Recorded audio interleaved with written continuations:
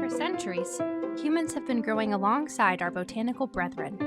Our histories have mixed and mingled to bring us modern medical marvels, faded folklore, and everything in between. Of course, in order to understand the plant, we have to start with its roots. I'm M. Governor Gaddis, and this is Rooted.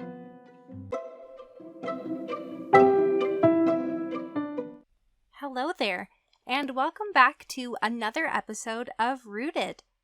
This week, we're digging into rhododendrons, which are one of my very favorite trees.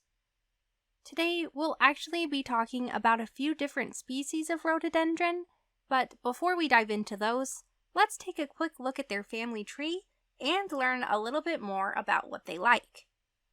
So, rhododendrons are part of the heather family, which also is home to plants like cranberries, blueberries, huckleberries, and azaleas. Rhododendrons are known for their bright pink, purple, or white flowers, woody trunks, and pointy, leathery, evergreen leaves. They were introduced to areas like Ireland and Scotland, where they quickly became invasive, taking over the entire understory of the forest.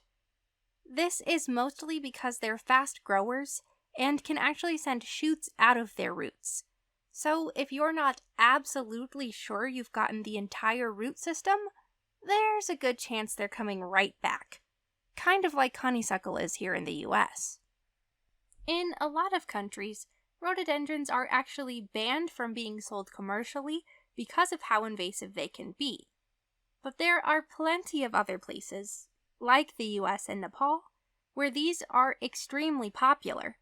So much so that they're the official flowers of Washington State, Rhododendron maxillum, West Virginia with Rhododendron maximum, and the national flower of Nepal, Rhododendron arboreum. The first specific rhododendron species I want to explore is the Nepalese Rhododendron arboreum, which is very different than the rhododendrons that grow in the US and through Europe. Not necessarily in look, but certainly in legend.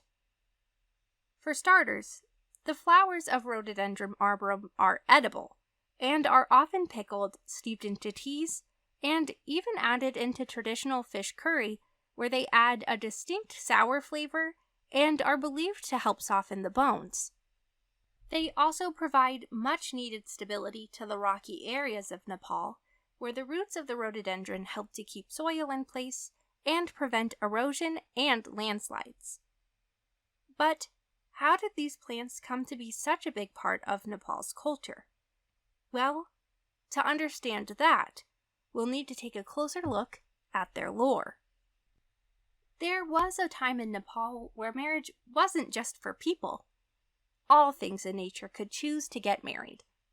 Fig, who was an excellent matchmaker, was excited to have finally met a match for her dear friend, Alder. But when she invited him to meet his potential bride, he rejected Fig's offer, choosing instead to relax and soak in his own narcissism. As a side note, Alder is for sure the guy at the party that no one invited and is too busy learning Blackbird on the acoustic guitar he somehow found to think about if anyone else actually wants to hear it. Anyway, Alder is just so taken with being in his own presence that he can't even think about dating someone. That is, until all of his friends are in happy relationships and he decides it's time for him to settle down. So, that cool winter day, Fig introduces Alder to Rhododendron. She's sweet, helpful, and beautiful. But during the winter, she looks a little rough. And she's literally holding down the entire forest all year, so I think we could excuse a few months of rest. Anyway, Alder takes one look at her and is like, this is not really what I pictured. She is so not my type.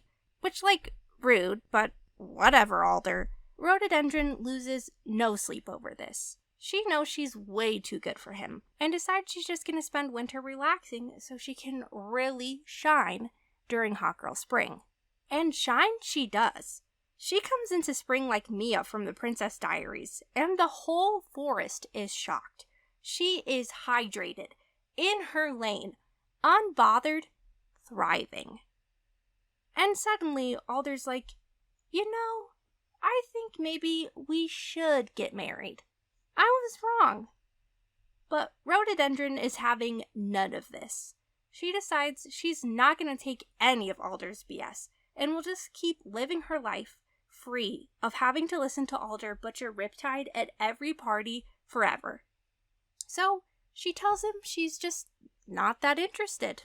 And Alder, having literally never been told no, decides that the only course of action is to hurtle himself into a gulch. Like, truly, if men have nothing else, they have the audacity. The forest, so relieved to never ever hear Alder mansplain Kafka to them again, decides he should just stay there forever.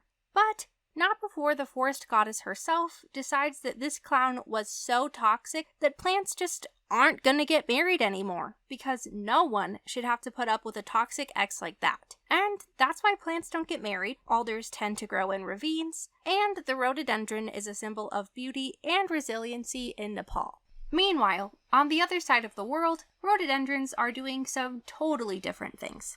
For starters, the species Rhododendron tomentosum was used to make Labrador tea by the Pomo, Kayasha, Tolo, and Yurok people of North America. This tea, made by steeping the leaves of the plant in hot water, was used to cure coughs and colds, and was even sometimes used to spice meats. Later, beer makers in Germany found that it could actually increase intoxication, so they started adding it to their beers in an effort to stand out from the competition. This was later banned in the Beer Purity Act of 1516, which I dove more into in episode 1. It turns out that intoxication isn't all the rhododendron has been used for. In fact, a lot of the rhododendron species that grow in the United States are actually toxic, and some of them can even cause hallucinations. See, this stunning evergreen is an early bloomer, making it a pollinator favorite in regions where wildflowers aren't so easy to come by in early spring. But you might not want to eat the honey that these hives feed off.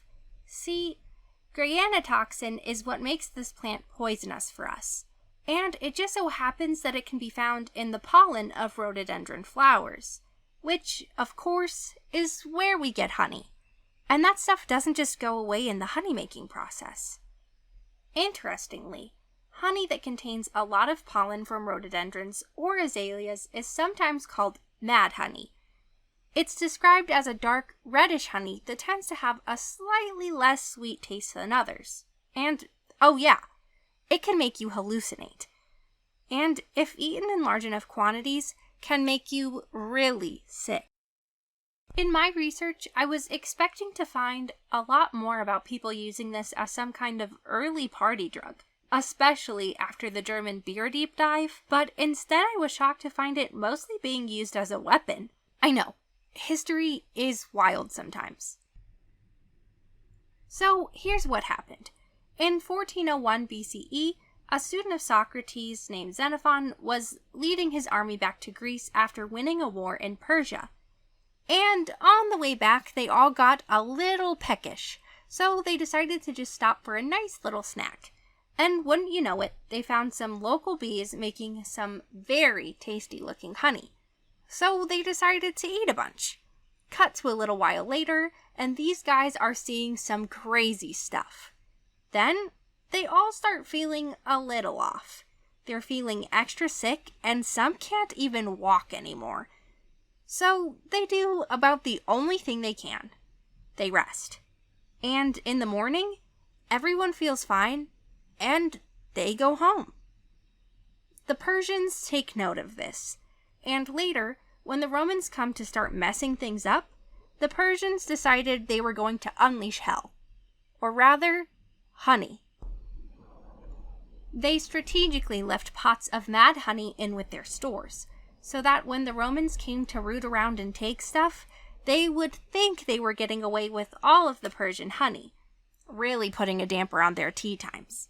But instead, they were actually taking poison. The next morning, the Persians came to the beach to find the Romans basically drunk, slurring, stuttering, tripping, the whole 9 yards. And that's when they launched their attack. When all was said and done, the Romans retreated, having lost at least 1,000 men, leaving Persia and probably needing to avoid honey for a while. Today, you can still find mad honey in Persia, but it'll cost you about $166 per pound. It's also sometimes found in the US, but it's pretty rare, as bees often have plenty of flowers to pollinate when rhododendrons bloom, which means the granotoxin concentration is much lower. However, if there's an unexpected cold snap that kills or delays other flowers blooming, there's a decent chance you might find some. It's because of mad honey and the uncertain nature of the rhododendron that in florography, rhododendrons symbolize mistrust, especially of someone's intentions or romantic choices, as the flowers are beautiful, but also may be toxic. As far as their role in society today, rhododendrons are mostly used as landscaping plants because of their stunning flowers, evergreen foliage, and manageable size. There are a ton of different varieties and colors, so you might have seen one 1,000,000 times without ever even noticing it. Next time you see one, I hope you say hello, and take a moment to appreciate all it's done for us in history. After all, it's not every day you meet someone who took down an entire Roman army with a bad trip. That's it for this week. As always, thank you so much for listening and joining me on this wonderful and weird deep dive into plants and their roles in our histories. I have so much fun creating this show, and I wouldn't have this opportunity without your support. It really does mean the world to me to know there are so many of you spending a little time learning with me each week, and I can't wait to bring you another episode and even more content very soon.